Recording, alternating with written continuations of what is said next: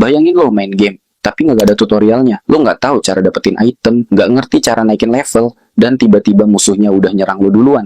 Bingung? Frustasi? Pasti. Nah, begitu juga cara dunia ngajarin lo tentang uang. Dari kecil, lo disuruh sekolah 12 tahun, belajar rumus, hafalin tahun perang, disuruh nulis surat izin resmi, tapi nggak ada satupun pelajaran yang ngajarin cara biar hidup lo nggak boncos. Gaji pertama lo nanti bakal habis buat apa?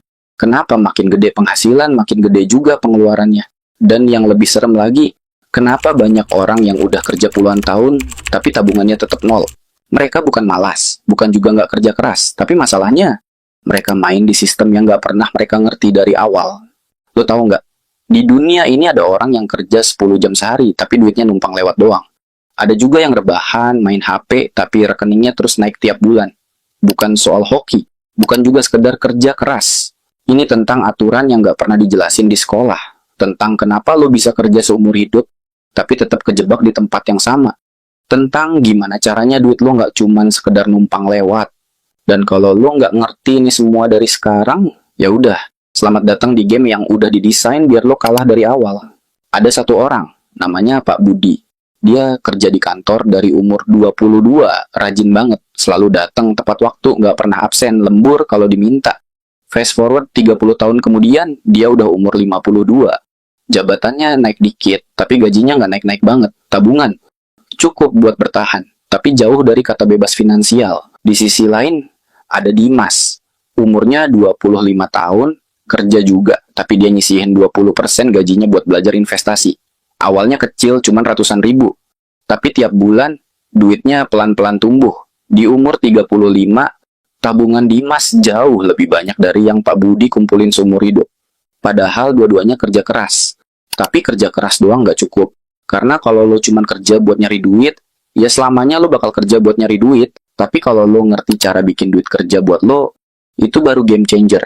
Dan kalau lo masih percaya mitos, kerja keras pasti bikin sukses. Selamat, lo udah masuk ke jebakan pertama yang nggak pernah dijelasin di sekolah. Lucu ya, dulu waktu masih kuliah atau baru kerja, lo bisa hidup dengan duit pas-pasan.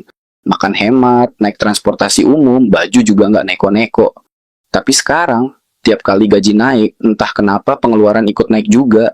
Dulu bisa makan pinggir jalan, sekarang harus restoran. Dulu HP seadanya, sekarang harus yang terbaru.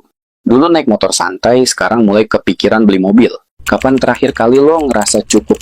Jawabannya, nggak pernah, karena tanpa lo sadar, lo lagi main di dalam perangkap yang namanya lifestyle inflation.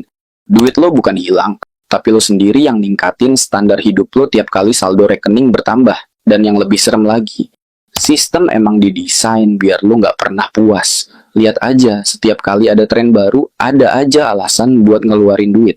Dulu HP model lama masih bisa dipakai, sekarang tiba-tiba semua orang butuh yang paling canggih. Dulu liburan santai aja ke tempat murah, sekarang kayaknya nggak keren kalau nggak staycation di hotel bintang 5. Semuanya ini dirancang biar lo terus ngejar sesuatu yang sebenarnya nggak bakal bikin lo puas. Pernah nggak lo ngerasa sebesar apapun gaji lo, tetap aja ngerasa kurang? Itu karena lo nggak butuh lebih banyak uang. Yang lo butuhin adalah cara biar nggak terjebak di pola yang bikin lo terus ngerasa kekurangan. Pernah dengar istilah the rich get richer, the poor get poorer?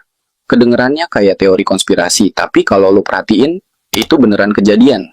Coba lihat di sekeliling lo, orang-orang yang lahir di keluarga kaya, tumbuh dengan fasilitas, akses, dan peluang yang bikin mereka makin sukses. Sementara orang yang lahir di keluarga pas-pasan, harus kerja keras dulu, nabung bertahun-tahun, dan tetap aja nggak bisa nyusul mereka yang dari lahir udah di posisi start yang lebih enak.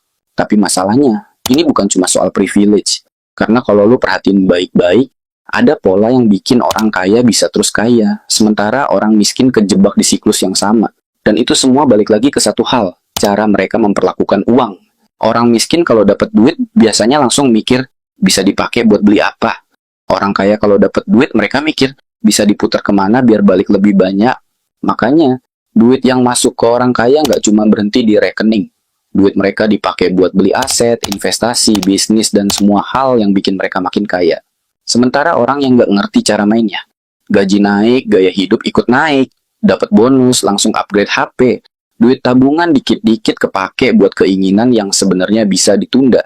Dan akhirnya, Siklusnya terus berulang. Banyak orang yang ngeluh soal kesenjangan ekonomi, soal susahnya naik kelas finansial, tapi nggak sadar kalau pola keuangan mereka sendiri yang bikin mereka nggak pernah maju.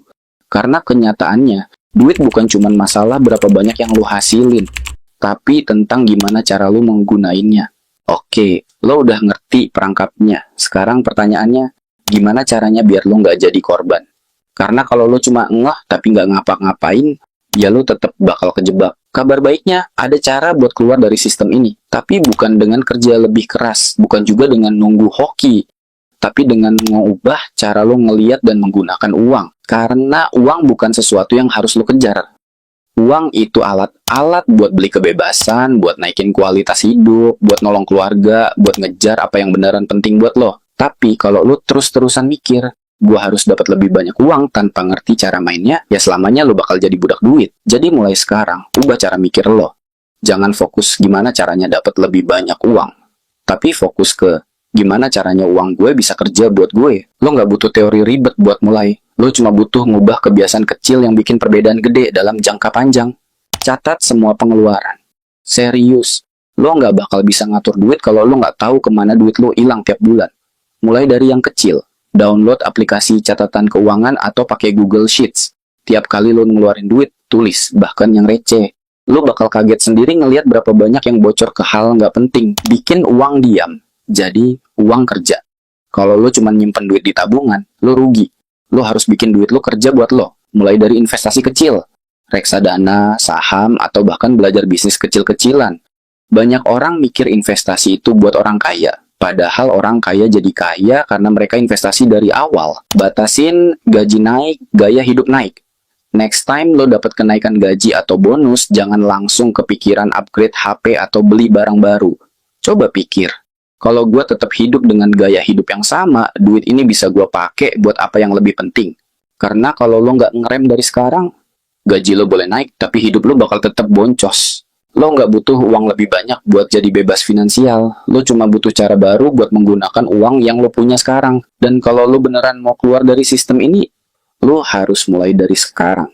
Oke. Kita udah ngebahas banyak hal, dari kenapa sekolah nggak ngajarin ilmu duit, kenapa makin gede gaji malah makin boros, sampai gimana cara orang kaya mainin sistem. Dan kesimpulannya, bukan soal seberapa besar uang yang lo punya, tapi gimana cara lo ngegunainnya. Kalau lo tetap pakai mindset lama, kerja, dapat gaji, abis buat gaya hidup, ulang dari awal, ya selamanya lo bakal stuck di siklus yang sama. Tapi kalau lo mulai mikir, gimana caranya uang gue bisa kerja buat gue, disitulah gamenya berubah.